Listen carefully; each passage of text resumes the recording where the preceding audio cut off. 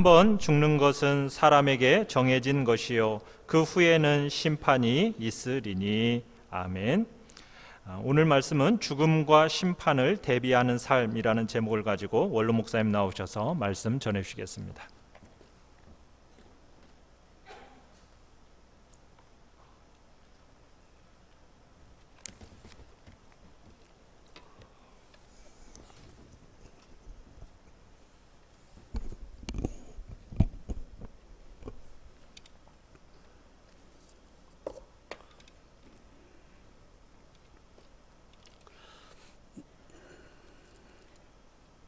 한 번 죽는 것은 정해진 것이요 그 후에는 심판이 있으리라. 한번 다 같이 따라합시다. 한 번 죽는 것은 사람에게 정해진 것이요 그 후에는 심판이 있으리라.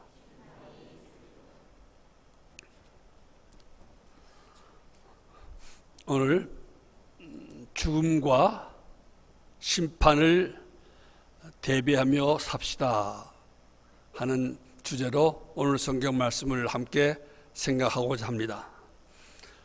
지난달에는 나그네 인생의 신앙생활이라 하는 주제로 말씀드린 바가 있습니다. 나그네 인생의 신앙생활. 근데 나그네 생활에는 종착역이 있습니다. 영원히 나그네 생활을 할 수 없습니다. 영원히 여행할 수는 없습니다. 언젠가는 나그네 생활, 여행은 끝나게 마련입니다. 지구라는 이 행성을 여행하는 나그네인 우리 인생의 종착지는 어디겠습니까? 죽음입니다. 죽음입니다. 죽음을 향해서 여행하고 있고 또 죽음으로 나그네 생활은 끝나게 되어 있습니다. 그래서 오늘은 나그네 인생의 종착역인 죽음에 대해서 생각해 보려고 합니다. 저는 나이가 들어서 그런지 거의 매일 죽음에 대해서 생각합니다.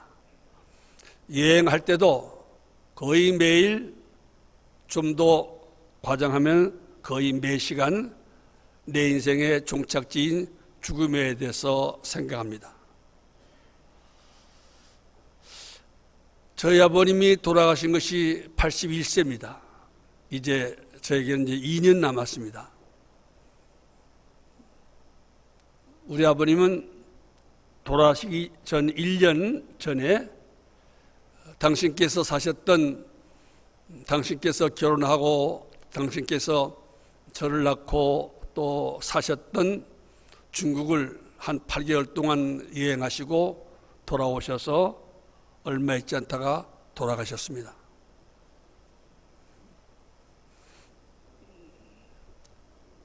물론 제가 꼭 81세에 죽는다는 말을 압니다. 죽고 싶다는 말도 아닙니다. 그러나 아버님 생각하면은 81세에 돌아갈 수도 있겠구나. 물론 그 전에 죽을 수도 있겠지만은 81세까지 살았으면 그만하면 넉넉하겠다. 아버님만큼 살았으니까. 그런 생각하면서 죽음을 생각하면 좀 이해하고 들으시기 바랍니다. 목사이지만은 내가 죽을 때 후회하지 않을 수 있을까? 죽을 때 두려움 없이 죽을 수 있을까? 후회 없이 죽어야 할 터인데 내가 그때 후회할 것이 많아서 이렇게 죽으면 안 되는데, 이렇게 후회할 것을 풀지 못하고 죽으면 안 되는데, 그렇게 죽으면 안 되겠다 하는 생각을 자꾸 하게 돼요. 또 목사니까 당연히 죽음이 두렵지 않아야 될 터인데, 과연 죽음을 두려워하지 않고 맞을 수 있을까? 두려움 없이 죽음을 맞을 수 있을까? 하면서 주여 불쌍히 여기셔서 그런 기도를 하게 됩니다. 후회 없는 죽음을 맞이할 수 있게 하옵소서. 두려움 없이 죽음을 맞이할 수 있게 하시고 후회가 없이 나그네 생활을 끝내게 하시고 두려움 없이 인생의 나그네 생활을 끝낼 수 있도록 주여 불쌍히 여기소서 그렇게 기도하게 됩니다. 죽음과 심판을 대비하며 살기만 해도 우리가 훨씬 더 좋은 삶을 살 수가 있고 더 잘 살 수가 있을 것입니다. 나는 죽는다. 그리고 그 죽기 내가 산 것에 대한 심판을 받는다.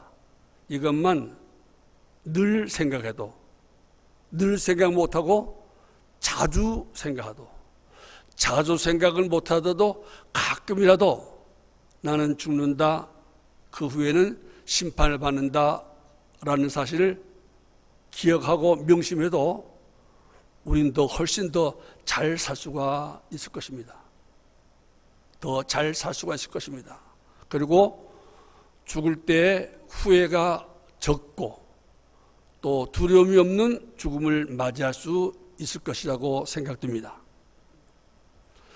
죽음과 심판을 대비하면서 삽시다. 그럼 어떻게 하는 것이 죽음과 심판을 대비하며 사는 것인가? 첫째, 내가 반드시 죽는다는 사실을 늘 명심하는 거예요. 나는 죽는다. 꼭 죽습니다. 반드시 죽을 거다. 내가 꼭 죽는다. 죽는 날이 반드시 온다. 이것만 우리가 가끔 생각해도 우리의 삶이 지금과는 많이 달라질 것입니다. 창세기 2장 17절에 하나님이 말씀하셨습니다. 우리의 조상 아담과 하와에게 네가 먹는 날에는, 다시 말하면 죄를 지으면은 반드시 죽으리라. 반드시 죽으리라. 그 말씀대로 죄진 우리의 조상은 죽었습니다.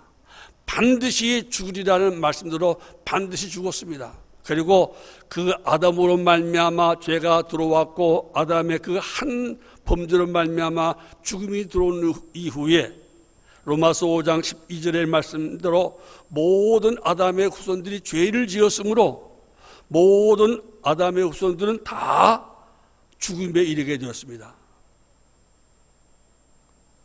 죽지 않을 사람은 없습니다. 다 죽습니다. 그래서 오늘 성경에 다시 한번 그것을 강조하면서 한 번 죽는 것은 사람에게 정해진 것이요.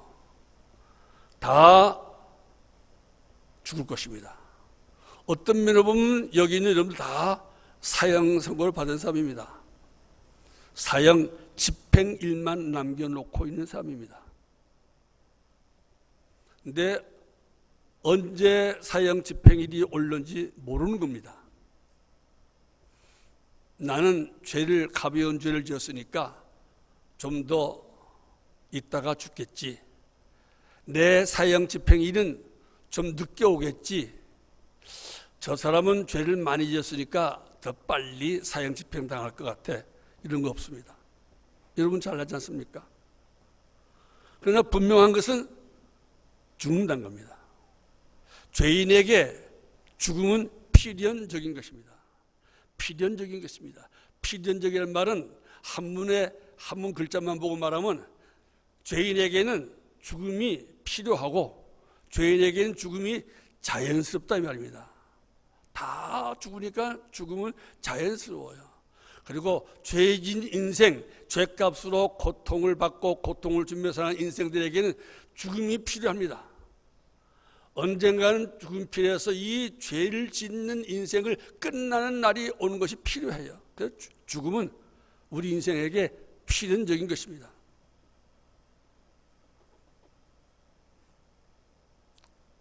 하루에 한 번 혹은 아침, 점심, 저녁 3번이라도 나는 죽는다. 나는 죽을 것이다. 한 번이라도 아니면은 가끔이라도 나는 죽는다는 사실을 생각만 해도 우리의 삶이 훨씬 달라질 거예요. 죽는다는 생각만 해도 훨씬 달라질 거예요. 또 인간관계도 훨씬 달라질 거예요. 여러분 좌우 전에 있는 분들 보십시오. 어떻게 보면 다 죽을 사람들이에요. 다 죽을 사람들이에요. 죽을 사람을 마주보고 있는 거예요. 앞 사람이 뒤통수 보세요. 죽을 사람이 뒤통수예요. 마주보세요. 얼굴 상이 죽을 상이에요. 다 죽을 사람이에요. 내가 사랑하던 사람들 사랑스럽게 보십시오. 사랑하는 사람도 죽을 것입니다. 내가 미워하던 그토록 증오하던 사람, 그 사람도 죽을 것입니다. 그리고 사랑하던 나를, 그리고 미워하던 나도 죽을 것입니다. 중학교 때인가 고등학교 때 교과서에 있던 가곡 가운데 이런 노래가 있었습니다. 기러기 울어예는 가을날 밤에. 그리고 그 마지막에 너도 가고 나도 가리라. 너도 가고 나도 가리라. 그렇습니다. 너도 가고 나도 갈 것입니다. 갈 사람들이 나도 가고 너도 갈 사람들인데 그것만 생각해도 우리가 훨씬 살아가는 데 도움이 될 것입니다. 범사에 항상 나도 죽고 너도 죽고 그도 죽고 저도 죽는다 하는 생각만 해도 우리가 후회할 거리를 덜 만들고 심판거리를 덜 만들고 죽을 때 후회가 적어지고 죽을 때 두려운 것이 훨씬 줄어들 것입니다. 늘 죽는다는 것을 명심하고 후회거리 만들지 말고 두려울 거리 만들지 말기를 바랍니다. 둘째로 죽음하면 우리가 또 생각할 것은 반드시 죽을 뿐만 아니라 곧 죽는다. 곧 죽는다. 많이 남은 것 같지만은 사실은 지나고 보면 곧입니다. 잠깐 후에 우린 죽을 겁니다. 또 먼 것 같지요? 먼 것 같지요? 그런데 어느 날 갑자기 내 눈앞에 다가옵니다. 갑자기 찾아옵니다. 지난번에도 말씀드렸지만은 저는 어릴 때 여러분과 똑같이 다른 사람 죽는 것을 보면서도 죽음이 나와는 관계없으라고 생각했습니다. 죽는다는 것이 나하고 무슨 관계 있겠는가?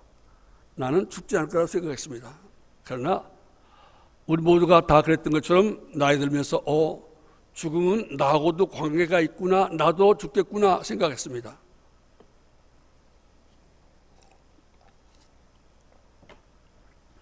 그러면서 죽음이 무척 무서워졌던 때가 있었습니다. 물론 지금도 무섭습니다. 그러나 그냥 우리가 반드시 죽는다는 것에 그치지 말고 더 나가서 내가 곧 죽을 수도 있다. 생각 외에 빨리 죽을 수도 있다. 내일 죽을 수 있고 이 예배 마치고 나가면서 어떤 모습으로도 죽을 수도 있습니다. 다시 말해 인생은 짧다 이 말입니다.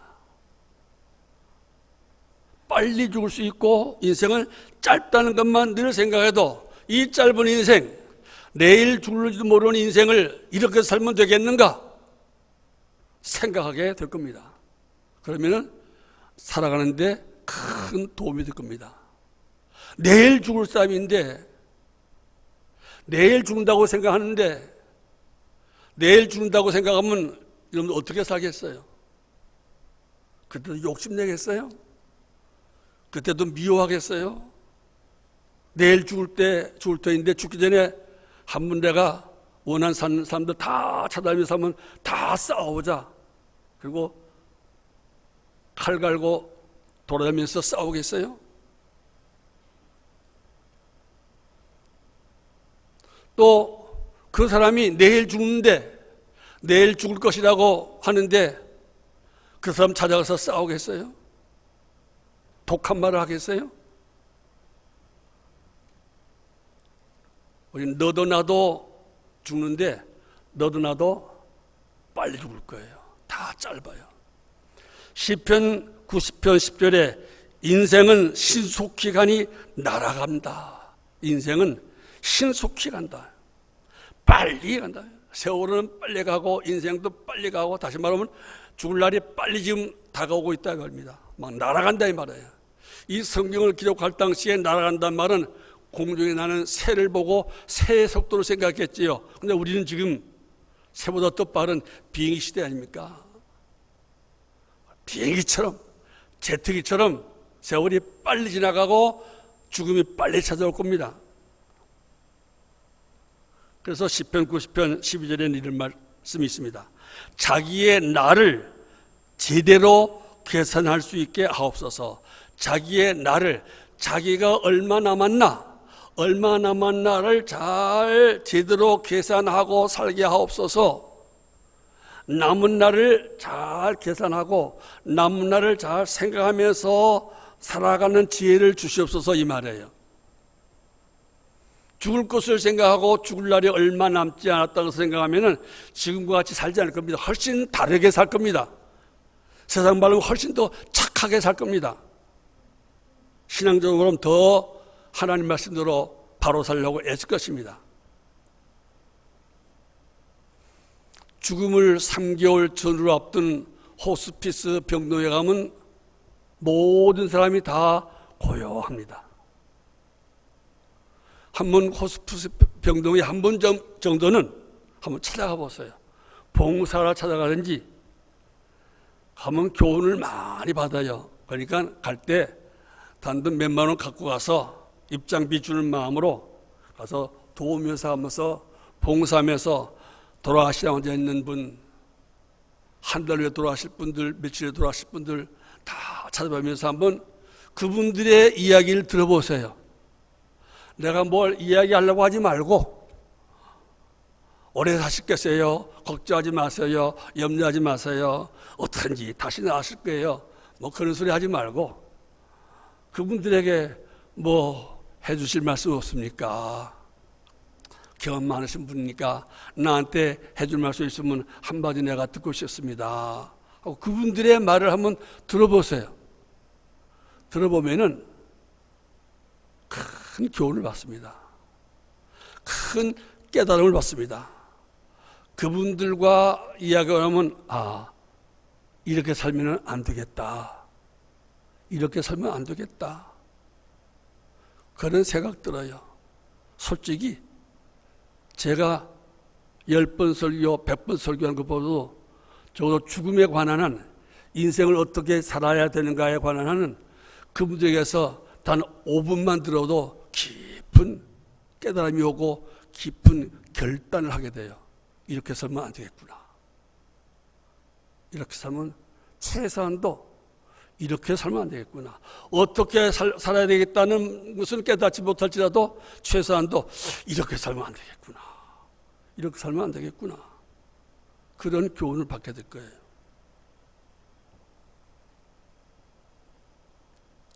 매일매일 걱정만 하도 살면 안 되겠구나.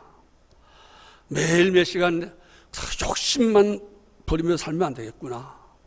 매일매일 싸우면서 원수 맺으며 살면 안 되겠구나. 그러면은 죽을 때 편치 못하겠구나. 죽을 때 후회거리가 많고 두려울 것이 많겠구나. 그분들의 말 한마디 속에서 100마디, 1000마디의 교훈을 받게 될 것입니다. 그래서 시간 되면은, 물론 지금은 코로나19 때문에 찾아가고 싶어도 찾아가지 못합니다만은 언젠가 한번 되고 있으면, 우린 지금 교회에서 김유옥 장로님 구역이 샘물 호스피스를 건 10몇 년 전부터 협력하고 있으니까 혹시 통하면 다음에 가서 봉사할 수가 있을 거예요. 그러면 큰 은혜 받습니다. 아무튼 우리는 반드시 죽는다, 곧 죽을 수 있다, 이것만 생각해도 훨씬 후회거리 없는, 또 두려움 없는 죽음을 맞이할 수 있고 준비할 수가 있을 것입니다. 그런데 오늘 성경 말씀은 인생이 죽는데 끝나지 아니하고 심판이 있다. 우리가 늘 염두에 두고 우리가 늘 대비해야 될 것 가운데 하나가 죽음만 있는 것이 아니고, 죽음을 대비하는 것은 곧 심판받을 준비를 대비하는 것이라, 그렇게 말씀하고 있습니다. 죽음 준비는 곧 심판받을 준비하는 겁니다. 죽음의 때가 가깝단 말은 심판받을 때가 가까웠단 말입니다. 그래서 우리는 살아갈 때 항상 내가 내 인생에 대해서 심판받는다, 심판받는다, 그냥 지나는 것이 아니고 반드시 누구나 심판받는다, 심판받는 인생. 그때 두려움이 없고 그때 후회거리가 없어야 돼요.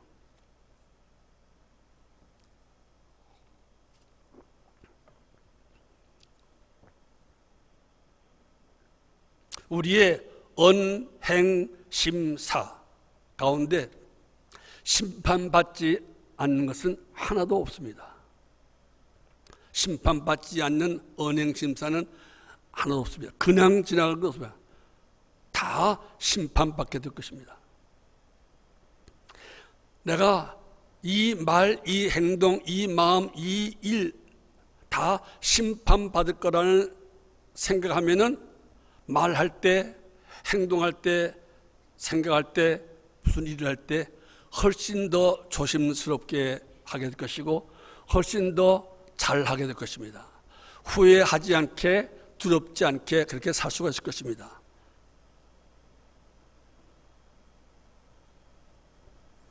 그런데 죽은 다음에 이 다음 주님 재림하실 때 대심판 받는 것만 생각하면 안 됩니다. 우리 인생에게 심판이 온다는 것은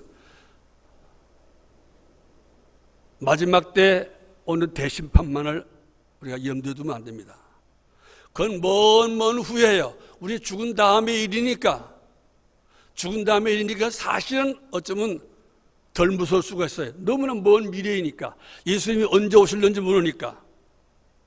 언제 오실는지 모르고, 그러니까 내가 언제 부활해서 언제 대심판 받을지 모르니까 사실은 먼 장래일이에요. 근데 그보다 더 무서운 심판이 있어요. 심판이란 말은 다른 말로 하면 평가. 내 인생의 평가를 받는다 이 말이에요. 평가를 잘 받아요. 우리는 다 평가에 예민하잖아요. 다 나를 어떻게 평가하는가 다 거기에 예민하잖아요. 신경이 곤두서 있잖아요. 나에 대한 평가 때문에 울고 웃고 하잖아요. 화내고 즐거워하잖아요. 근데 그 평가 가운데 우리가 죽을 때 후회스럽지 않으려면 내 양심의 평가, 나 자신의 나에 대한 평가를 잘할 수가 있어야 돼요. 저는 요즘 그런 생각을 했어요. 내가 나를 어떻게 평가할 수 있을까? 내가 죽을 때 내가 어떻게 살았나? 내가 잘 살았나? 내가 잘 살았나? 그때 죽음이 정말 곧 임박했는데 내 인생에 내 스스로가 후회할 것이 많다면 너무너무 힘들 것 같아요. 이제는 말도 할 수 없고 걸어갈 수도 없는데 후회거리가 많으면 어떻게 하겠어요? 건강하다면 찾아가서 잘못했습니다, 미안합니다 말할 수 있는데 내가 말도 할 수 없고 걸어갈 수도 없는데 의식인데 막 후회거리가 막 밀려온다면 얼마나 그 생각하니까 가슴이 막 답답해지는 거예요. 답답해지는 거예요.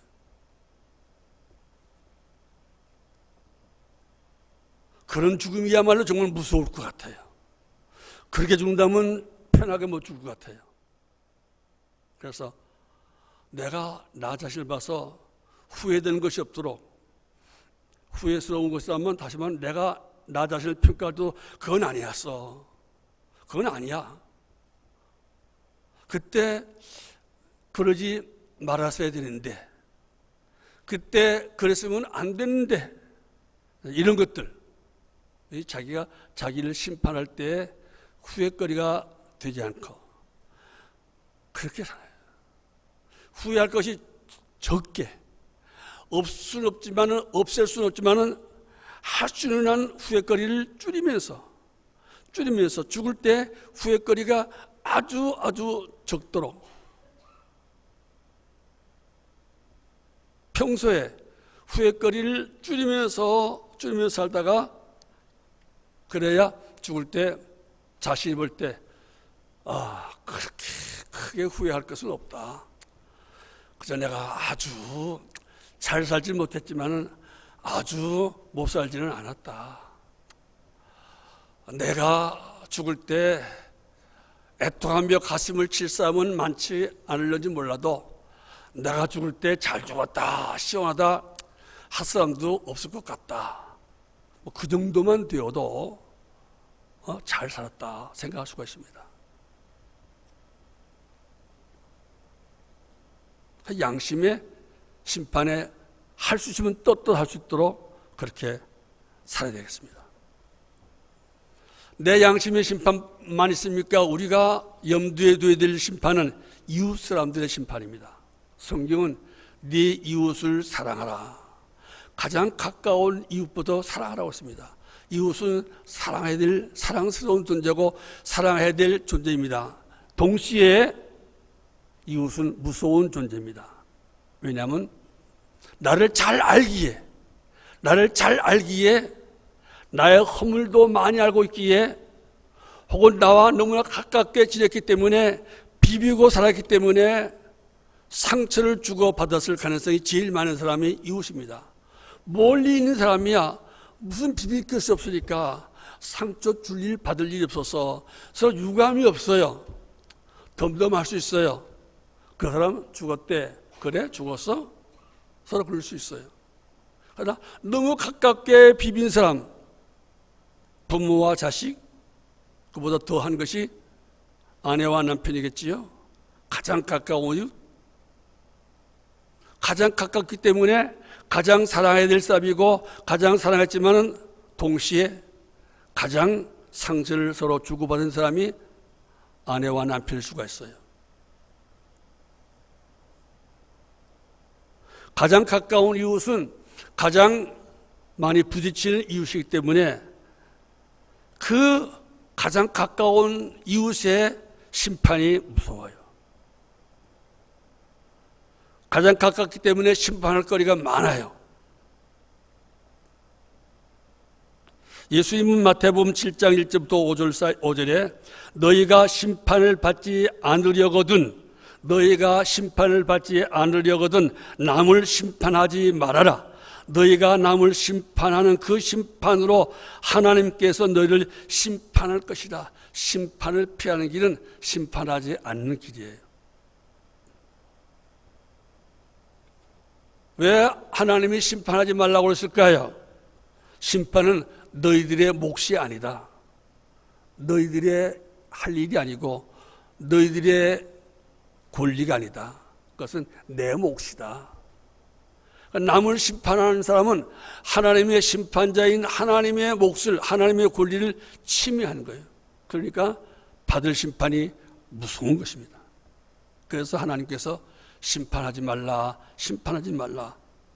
특별히 이웃을 사랑하는 길 가운데 하나가 이웃을 심판하지 마는 거예요.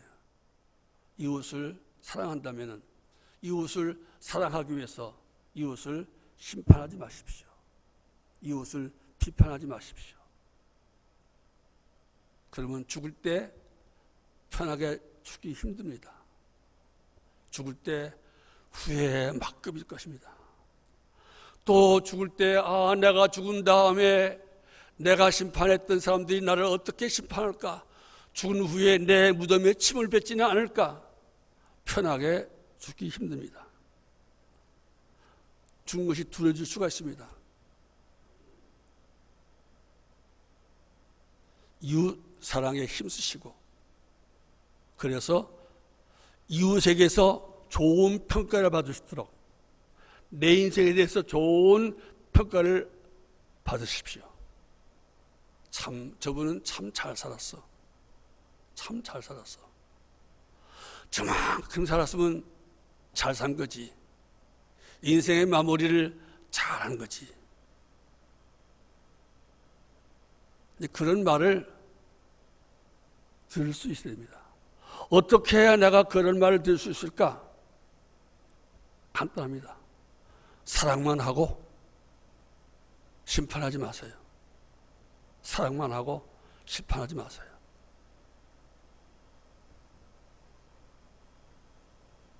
내가 잘못 살면은 내 자손들까지도 함께 고통당합니다.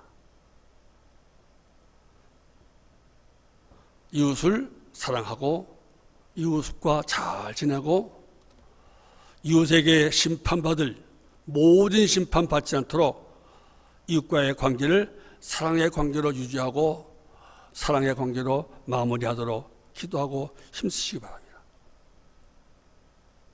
그것이 잘 사는 것이고 잘 주는 것이고 심판을 준비하는 삶입니다.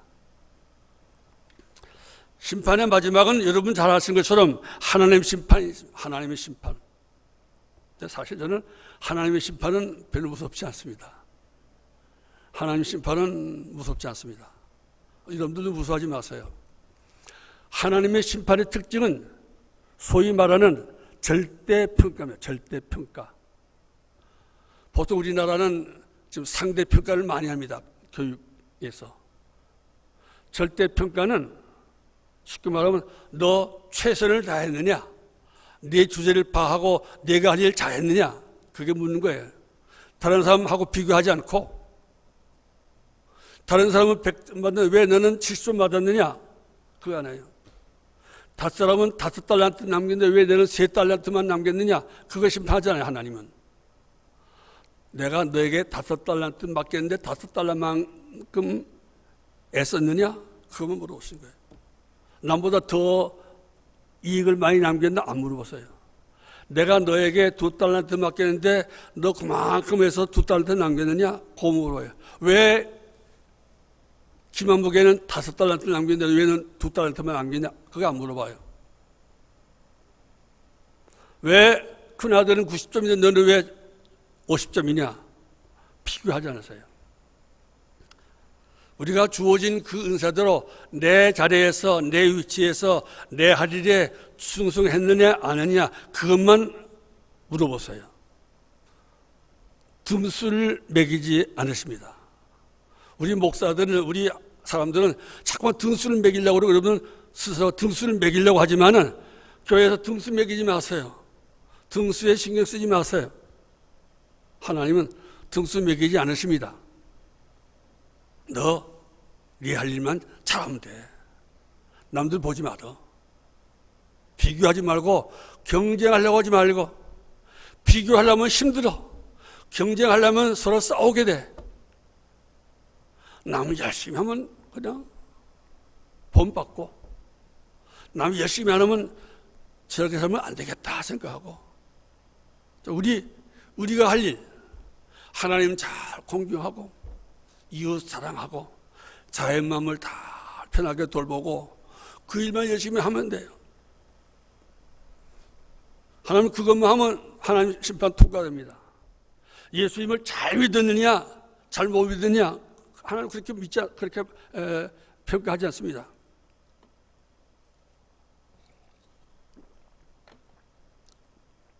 우리 하나님은 단순합니다. 믿었느냐 안 믿었느냐 그것만 물어보지 잘 믿었느냐 못 믿었느냐 안 물어봐요. 그러니까 좀 못 믿는 사람들 불안해하지 마세요. 못 믿으면 지옥, 잘 믿으면 천국 아니에요.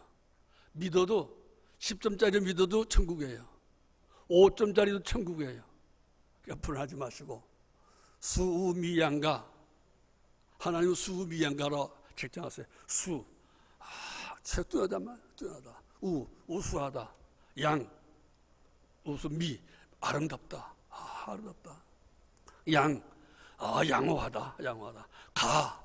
가는 무슨 말 시키면 괜찮다. 그만하면 괜찮았어. 저는 아직 간을 한 번도 안 맞아봤지만 양까지는 맞아봤습니다만은 가만 보니까 그 양 받았다고 내가 왜 고민했을까? 양은 양호하다는 뜻인데 참 일제시대 때 매기던 점수 방법이지만 그게 참 좋은 것 같아요. 앞으로 교회에서 우리 다 수미양가 주겠어요. 제일 못하는 사람이라도 어마하면 괜찮아. 그럼 자식들도 수미양가로 점수매겠어요. 5점 맞아도 괜찮아 가야 하나. 가야. 그만하면 괜찮아. 경쟁심 붙지 말고요. 아무튼 하나님 심판을 오히려 두려울 것이 없습니다. 하나님 심판을 늘 생각하지만 사실은 우리가 더 실용적이고 실제적인 인생을 위해서는 내 양심의 심판, 양심에 부끄럽지 않은 인생을 살자.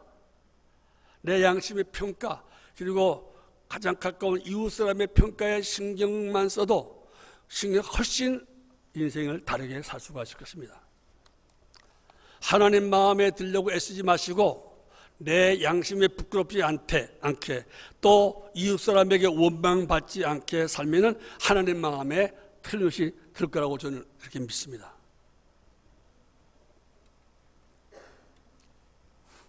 인생은 나날입니다. 나날의 생활은 결국은 끝날 때가 옵니다. 톨스토이는 이런 말을 했습니다. 사람들은 겨울 준비는 하면서도 죽을 준비는 하지 않는다.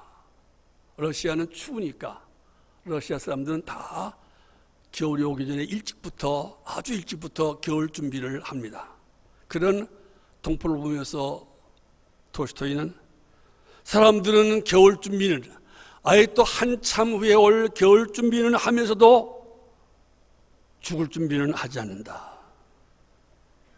사람들은 잘 살려고 하면서 잘 죽을 준비는 하잖아요. 잘 죽을 준비하는 것이 잘 사는 것이고 우리가 잘 죽으려고 또 잘 살아야 돼요. 잘 사는 것이 무엇인가? 잘 사는 것이 무엇인가? 하나님 공경하고 이웃 사랑하고 자연 만물을 잘 돌보는 것, 그게 잘 사는 거예요. 소위 말하는 웰빙. 오늘날은 다 웰빙, 어떻게 하면 잘 살까?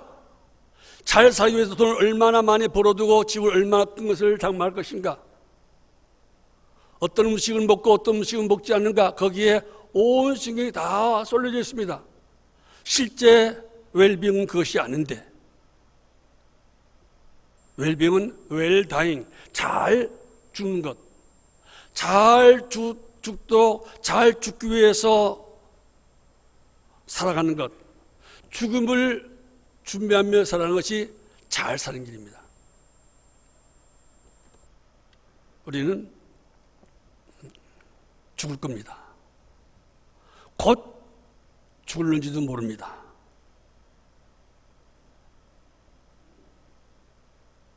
그 죽음을 양심에 부끄러움 없이 이웃의 심판을 두려워함이 없이 하나님의 심판을 두려움함이 없이 맞이하기 위해서 날마다 나는 죽는다, 곧 죽는다, 죽은 다음에 심판이 온다.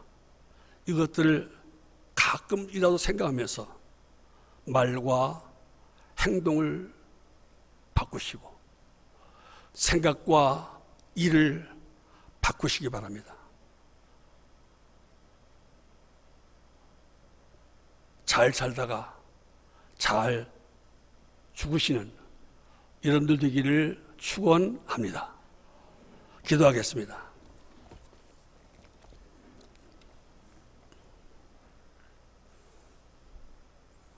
하나님 아버지, 오늘 나그네 인생이 죽을 것을 생각했고 필연적으로 죽을 인생이고 곧 죽을 나라는 것을 다시 한번 일깨워 주시니 감사합니다. 내 양심의 심판, 사랑하는 이웃들의 심판, 하나님의 마지막 심판을 생각하면서 그 심판받을 때 후회되지 않고 두렵지 않도록 후회거리를 만들지 않고 두려움거리를 만들지 않는 삶을 살기로 생각해 주시니 감사합니다. 생각에 끝이 말고 그렇게 잘 살다가 잘 죽는 복들을 내려 주옵소서. 예수님 이름으로 기도하옵나이다. 아멘. 오늘